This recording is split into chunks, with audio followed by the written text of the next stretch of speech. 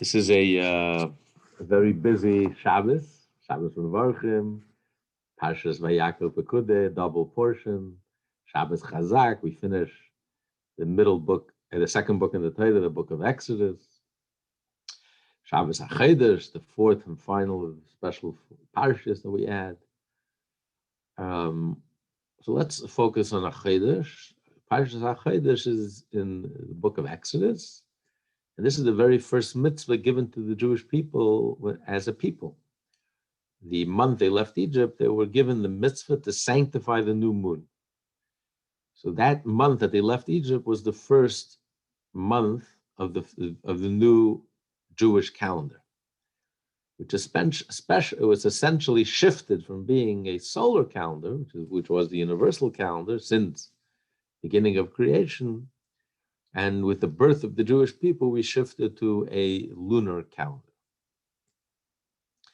And Rosh Chodesh Nisan becomes the first month of the year. It's the first month of the year.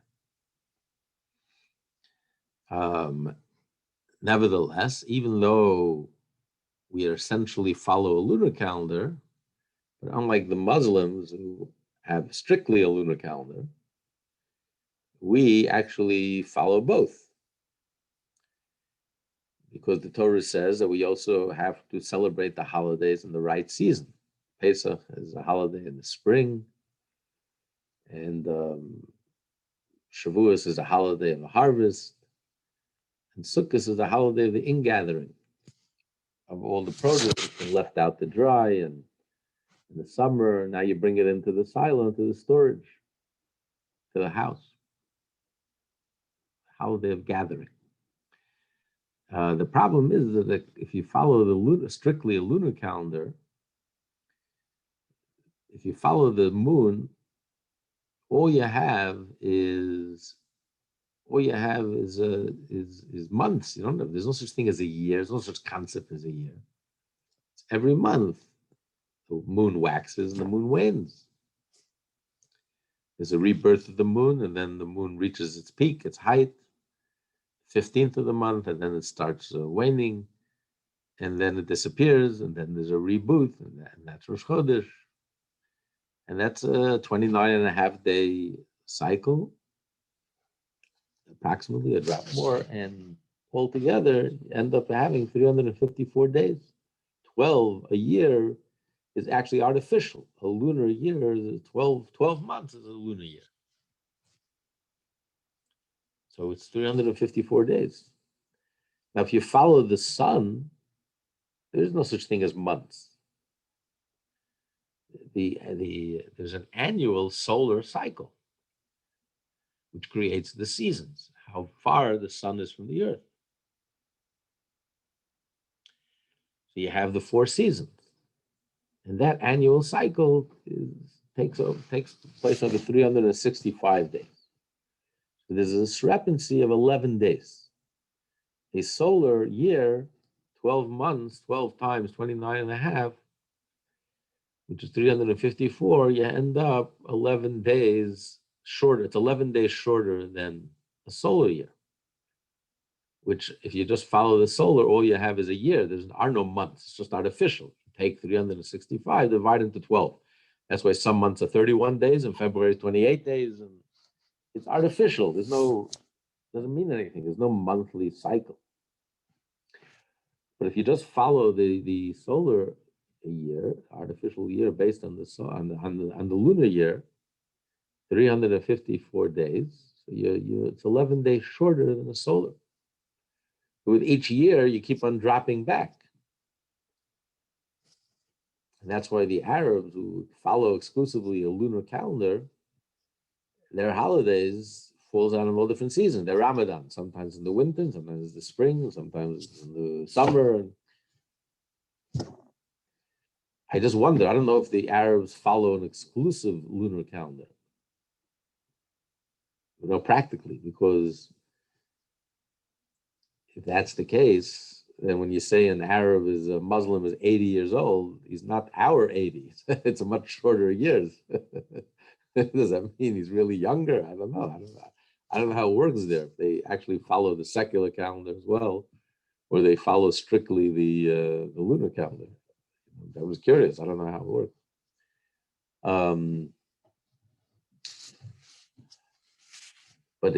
But why don't we follow exclusively a lunar calendar? The Torah says that it has to be in the right season, and seasons depend on the solar. So what do? Essentially, we follow the lunar calendar. But to reconcile the lunar calendar with the solar calendar, we have every 2-3 years, we have a leap year. Since every 3 years you fall behind like 30 days, a little more than 30 days, right? 33 days. So you have a leap year to catch up on the lost days every 2-3 years. Over a 19-year period, because of like seven leap years. So that when you reconcile it, that's why sometimes Rosh Hashanah could be very early, right after Labor Day, and Rosh Hashanah could be a month later. Depends on which cycle we're at.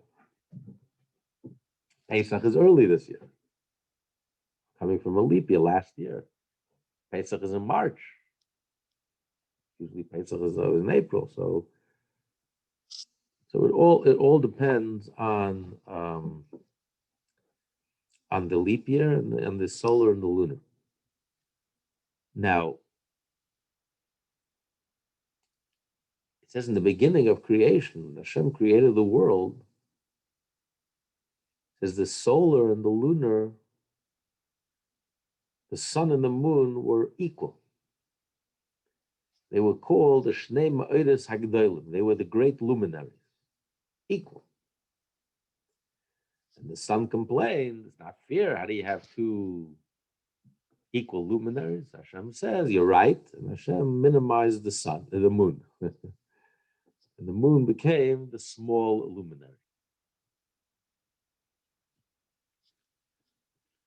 So we find with the moon, we find 3 different levels of the moon, 3 different stages. On one hand, when Hashem created the world, the moon was equal with the sun. Then on Wednesday, Hashem minimized the moon, and the moon became smaller than the sun. And then it says the Jewish people count by the moon. As Mashiach will come, the moon will be even greater than the sun is today.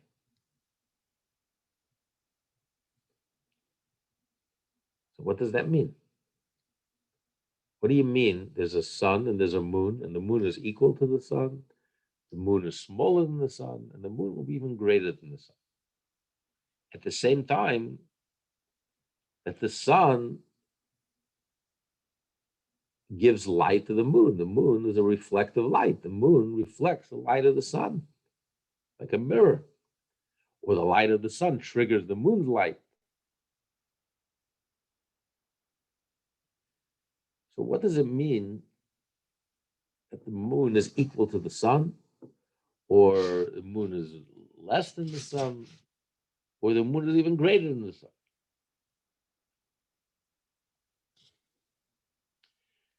So to explain that, Hasidus explains that the sun gives, right? And the moon receives. The sun gives light, the moon receives the light. So take, for example, so the moon represents receiving, represents speech. Speech, words are like the moon. They just reflect whatever you shine, whatever you place in the speech. You're transmitting an emotion. You're conveying an emotion through the speech. So the speech receives from the emotion. So the emotion is like the sun. The emotion is the giver. You feel very passionate about something. And you communicate and you convey that emotion. So the speech, the moon receives from the sun and is lesser than the sun. Because the part of the emotion that you can convey and transmit in speech is just a small portion of the emotion. You see, when a person has an intense emotion, you become so excited, so rattled, you can't even speak. You become speechless. When a person is so mad, you're so angry that you're seeing red, you just can't even speak. You can't contain it. That can't be contained in words. The emotion is so intense, so powerful that you can't even contain it in words. So words contain a fraction of the emotion. The part of the emotion that I can put into words, I can communicate in words, I can convey in words, is just a reflection of the emotion. It's not the entire emotion, it's just a reflection. So in that scenario, the emotions are like the sun, and the words are like the moon, receiving. But then you have, and this is what happens on Rosh Chodesh, every Rosh Chodesh. Rosh Chodesh, the moon is elevated. That's why Rosh Chodesh is also like a mini holiday. The women don't work in Rosh Chodesh, certain times of Rosh Chodesh. Because Rosh Chodesh is a day when the moon becomes equal to the sun, in a sense. And the analogy for that is, let's say a person, you have a concept, you have a brilliant concept, a brilliant idea. You just learned something clever, smart, intelligent, interesting, fascinating, absorbing. Now you want to convey this idea to someone that you love. You want to communicate this idea. You don't want to keep it to yourself. You want to share this wonderful idea that you just learned, you just heard. You want to share it with someone. So the emotions, the feeling of love that you want to share, you want to give, you want to share this beautiful insight that you have, this is what motivates you to take this idea and put it into words, convey it into words, communicate it in words. So in this scenario, although the emotions are like the sun, the sun gives the light, and the sun is what triggers and causes you to speak, to want to speak at all, want to bring this idea out and communicate, convey this idea in words. But the words themselves, the idea itself, bypasses the emotions. It comes directly from the intellect into words. The emotions just trigger and motivate you to want to give you the desire and the will to take this idea and bring it into words. But the words here are receiving directly from the intellect, equal to the emotions. Just like the emotions receive directly from the intellect, and they get excited from the intellect, from the idea, so too the idea comes directly into the words. It doesn't bypass, but it just goes right through the emotions. It's not changed or transformed through the emotions. Usually, in the first scenario, when you're conveying an emotion and a passion, where did the passion come from? The emotion and the passion comes from the idea. First, you understand something, and therefore it develops. You develop emotion, a passion, excitement, and then you passionately communicate this passion that you have to others. So the sun and the moon are not alike at all. The sun is closer to the source. The sun receives directly from the intellect, from the idea, from the understanding. And then the understanding is transformed into an emotion, into a feeling, into a passion. And then the emotion is communicated and conveyed in words. That emotion, that feeling, that passionate feeling that you have. So you're getting, it's like an offshoot, a fraction of the emotion. So in that sense, the sun is superior in every way, every sense of the word. The sun is the giver, the words are the receiver. It's on the receiving end, and it's merely a reflection, a pale reflection of the sun, because the sun receives directly from the intellect. Versus the words only receive from the emotions that receive from the intellect. But in this scenario, when a person is conveying an idea and a concept in words, The words are receiving directly from the source, from the intellect. It almost like bypasses the emotions. All the emotions do, the emotions is what triggers me to want to communicate, to want to transmit it into words. So in that sense, the emotion is like a sun. It gives, it's a giver, and the words are receiving. But on the other hand, the words are equal to the emotion. The moon is equal to the sun, that they both receive directly from the intellect. The words come directly into the intellect, and it's not diluted by the emotion. It's the pure idea and the pure concept and the pure understanding that's being conveyed and communicated in words. But what motivates me to speak? The emotions. So it's both true simultaneously. Yes, there is a sun and there is a moon, and the sun is the giver and the moon is the receiver, and yet they're both equal. They're both the great luminaries. They're both on the same level. They're both receiving directly from the intellect. And this is what happens every Rosh Chodesh. Rosh Chodesh, the moon receives directly from the source and equal to the sun, just like during creation.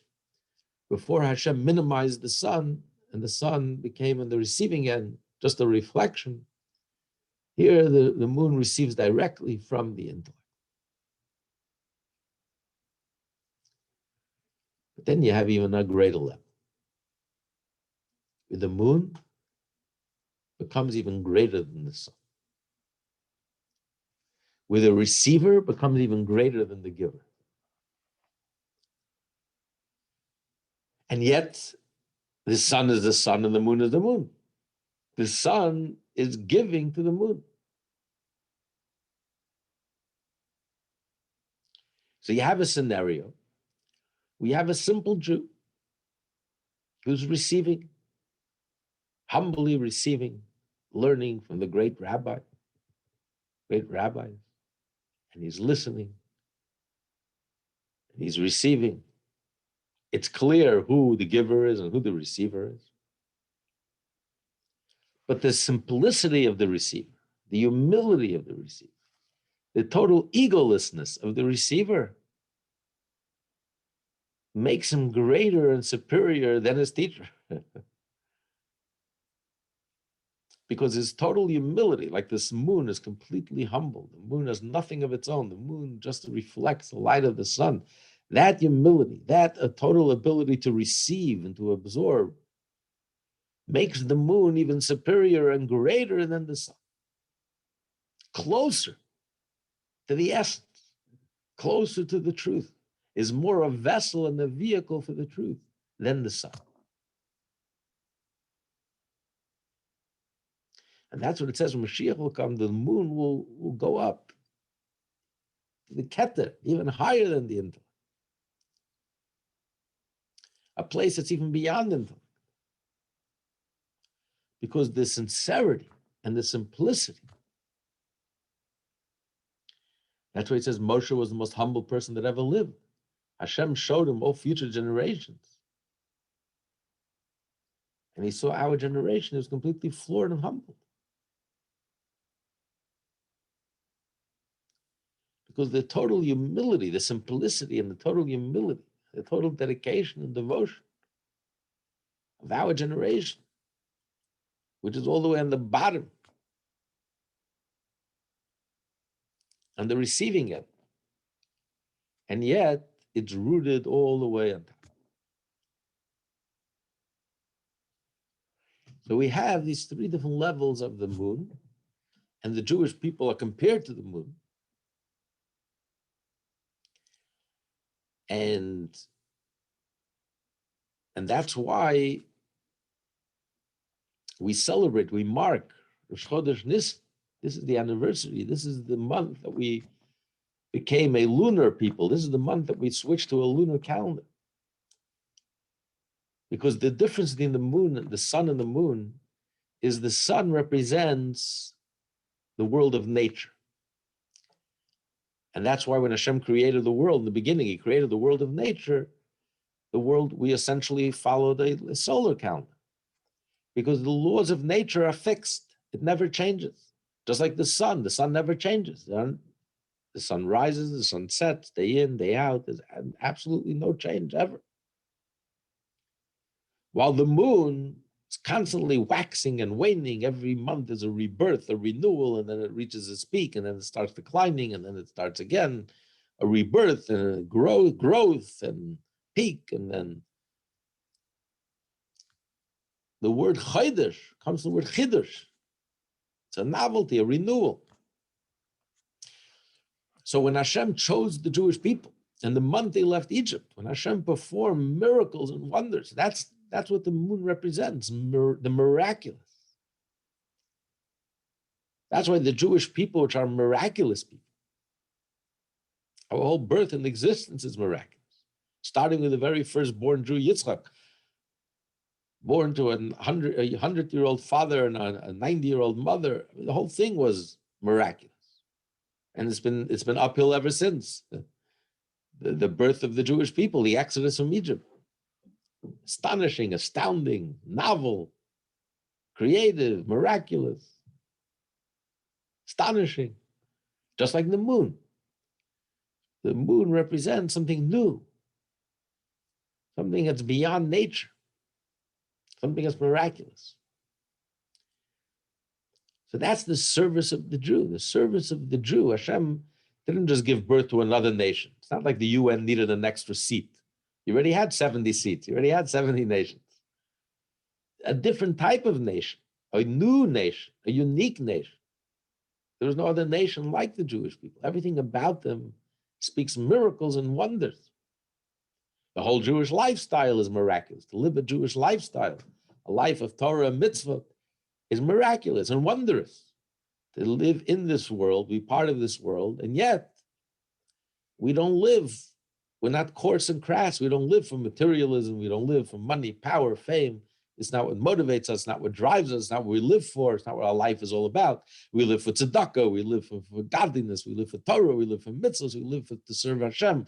We live to love your fellow Jew like yourself. It's a different life. It's innovative. It's creative. It's miraculous. And the Jewish history. We wax and we wane. We have our peak moments.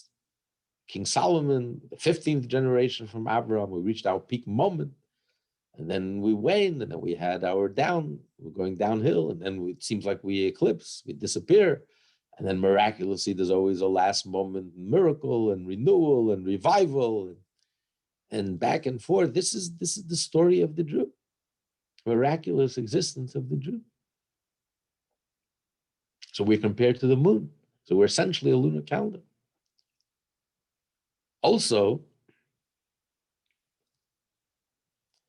we Jews know how to celebrate beginnings, births. I mean, you can argue a birth is what's birth? It's potential. But the moment of birth, what are we celebrating? There's nothing to write home about. Just the birth. The moment the new moon, the sighting of the new moon. The birth. But we Jews know how to celebrate births and beginnings. Every morning, we wake up in the morning, we celebrate Modani, the birth, the renewal, that moment. And it's pregnant for us, it's pregnant with meaning. That's the moment that sets the tone for the whole entire day. This rebirth, this renewal, that's so pregnant. It's so filled with potential. Everything that happens the rest of the day is contained in that moment. The baby is born. The entire life of the baby is all contained in that moment. That's so pregnant with potential and meaning. And we celebrate and we're excited. The beginning, the seed of redemption. But that seed, that beginning contains, we see the tree in the seed. We see the whole future is contained already in the seed, and we're already celebrating. Rosh Chodesh. And we make a whole to-do, a whole tumult. Rosh Chodesh, the beginning. The first sighting of the moon is just a sliver. That's enough. That's all we need. It's the birth. Everything else is just developing that seed, that potential. And yet, the Torah says that we have to celebrate both, and we have to reconcile the solar and the lunar. So even although the solar and the lunar are two separate things, and that explains why Jews have two beginnings of the year. Rosh Hashanah is the beginning of the year, and Rosh Chodesh Nisan is the beginning of the year. Which one is it? You know, how many birthdays could you have? You want to get two presents, okay? You know, two birthdays, but it's Rosh Chodesh, or it's Rosh Chodesh Tishrei, or it's Rosh Chodesh Nisan. Rosh Chodesh Tishrei is the 7th month of the year. It's not the beginning, but it's the beginning of the year. Rosh Chodesh Nisan is the 1st month of the year, but it's not the beginning of the year. It's the middle of the year. So, which one is it? And they're both correct, because when you look at it from a solar point of view, from the solar calendar, the annual year begins in Rosh Hashanah. Hashem created the world. It was a solar calendar. So that's the beginning of the year. When you have a year follows the sun. The beginning of the year is Rosh Hashanah. But the first month of the year, the month that follows the moon, that's the month of Nisan. That begins with the month of Nisan, the month of miracles, Nisan. And nevertheless, the Torah says we have to reconcile both. We have to have both together.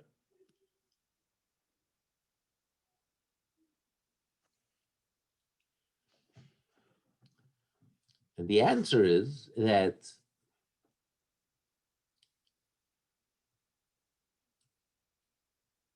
in a person's personal service of Hashem,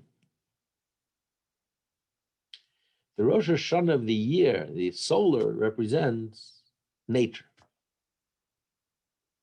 Something that's steady and constant. Serving Hashem with our abilities, faculties. Serving Hashem with our being. Everything that Hashem gave us.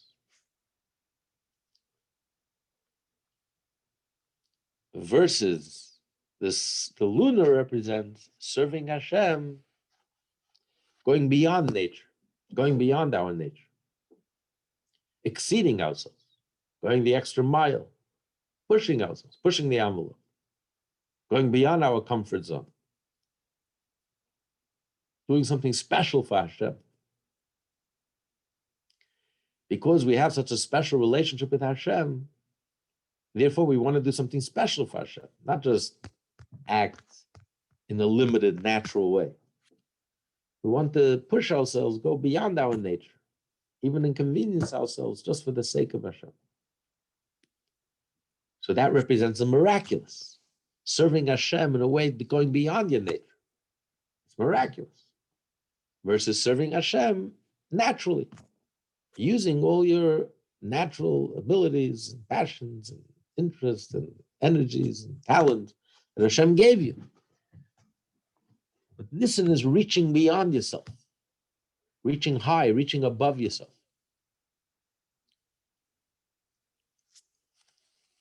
And the Torah says we have to reconcile the two.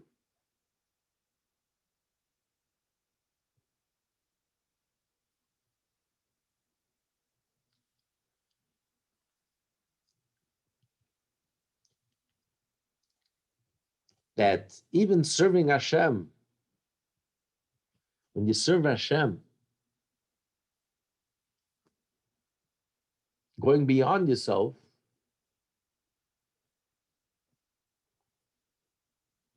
that should become something that becomes a part of you.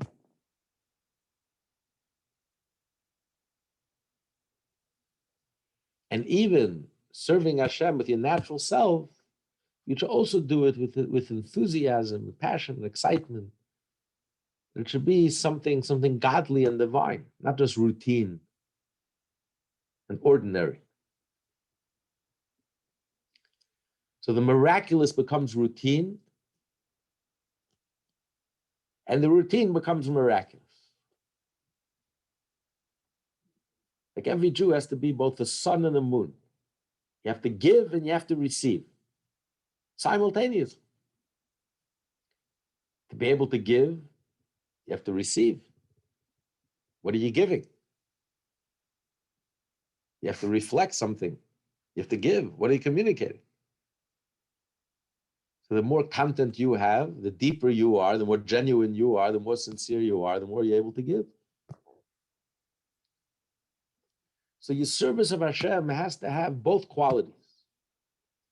On one hand, there's a part of you that's unyielding and unchanging, constant, it's daily, which also is a sign of the divine. The fact that it's constant, you're consistent, there's no ups and downs, you're not moody.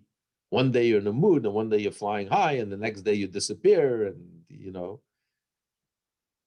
there's a consistency, a constancy, a dependability, reliable, unchanging, like the Rock of Gibraltar, like a soldier. I'm a soldier. I'm always ready. I'm here to serve. I'm in the mood. I'm not in the mood. No one asks a soldier if he understands, he doesn't understand, he likes, he doesn't like, he's in the mood, he's not in the mood. You woke up on your right side, you woke up on your left side. You're a soldier. Who cares? The only reason you have a head on your shoulder is to keep your helmet in place.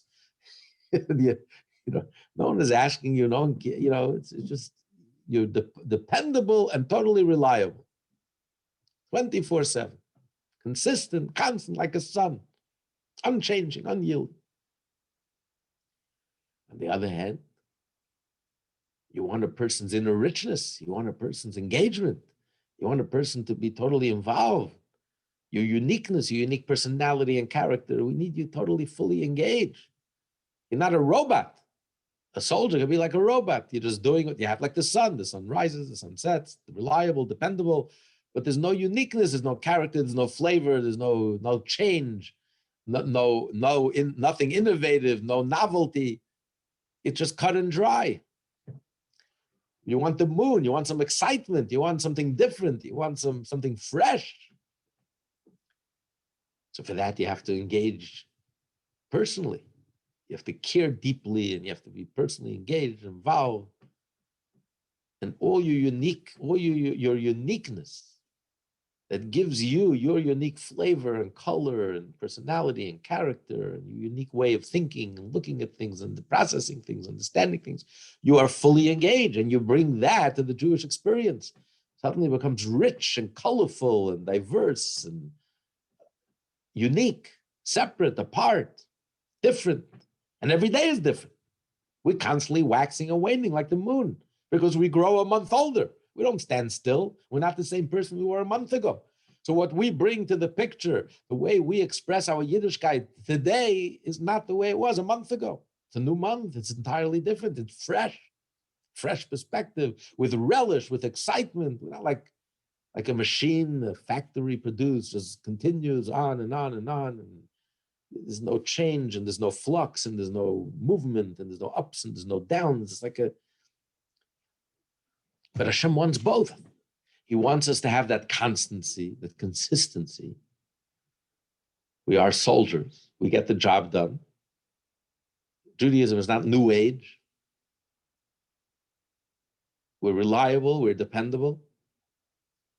On the other hand, it has to be deeply personal and real.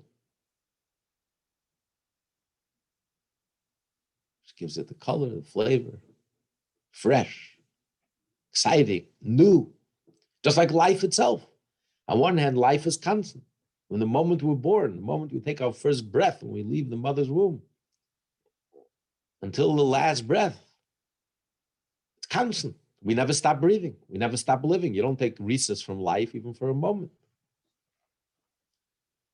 On the other hand, life is dynamic. Every moment of life is different. We're constantly changing. Even the human body is constantly changing. Every few years, we have an entirely new body.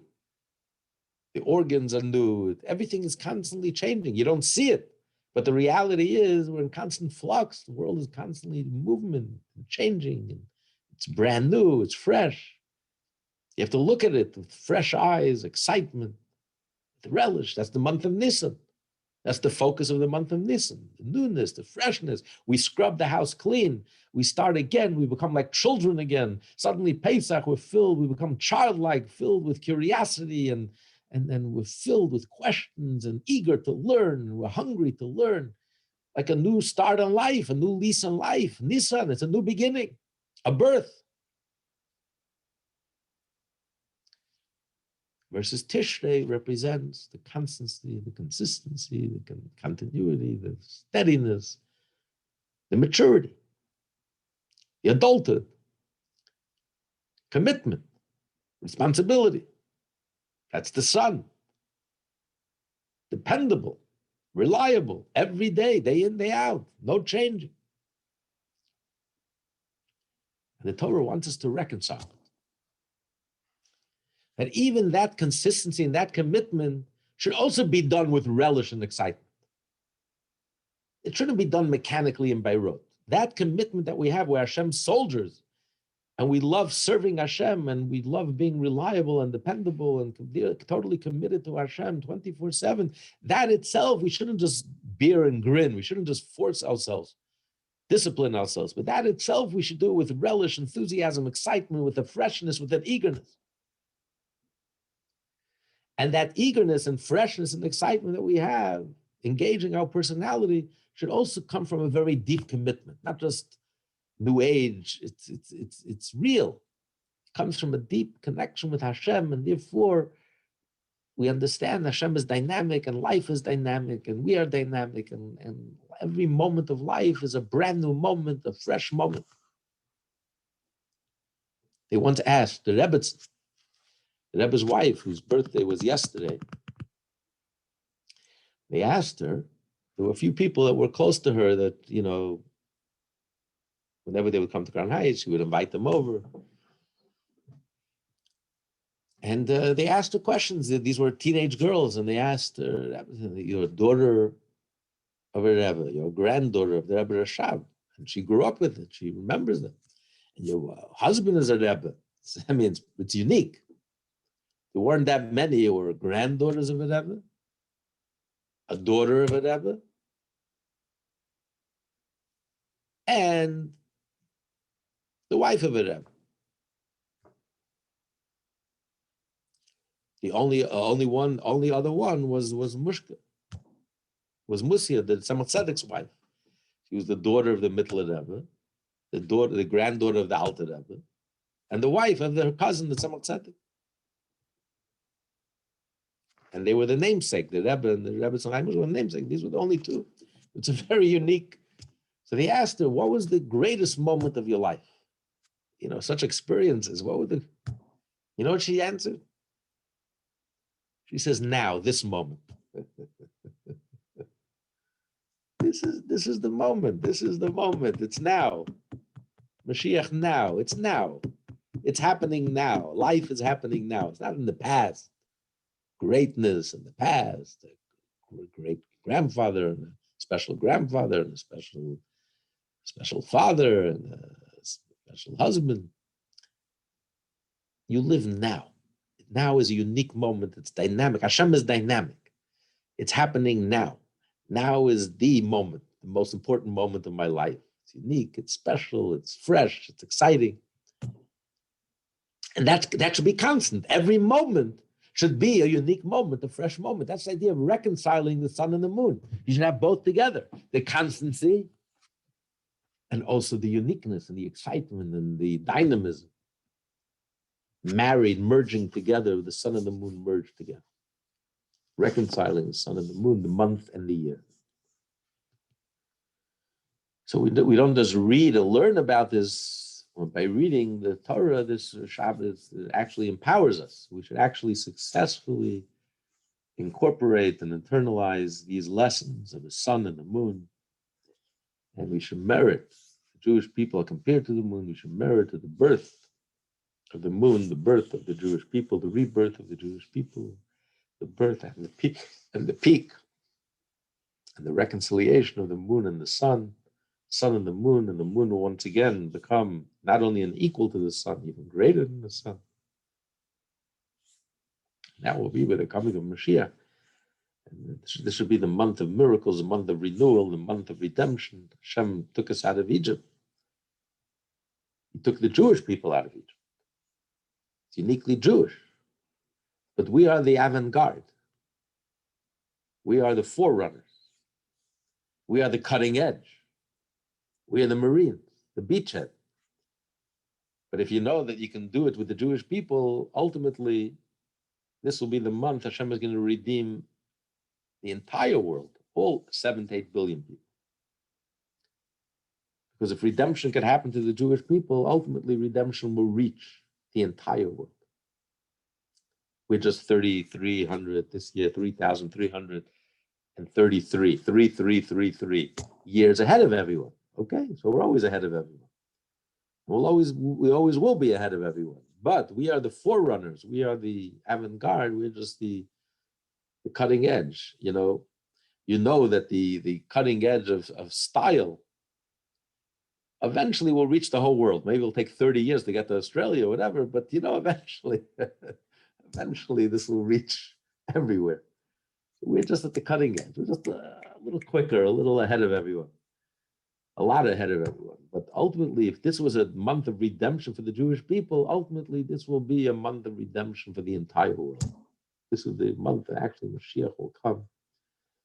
The Jewish people, compared to the moon, will have the birth of the moon, and Hashem will restore the glory of the moon. Not only will it be an equal, appear on par with the sun, will actually exceed the sun, become superior to the sun by the total and full and complete redemption, and the total full reconciliation of the sun and the moon. And may it happen now. So anyone, if you have any questions, thoughts, please unmute yourself.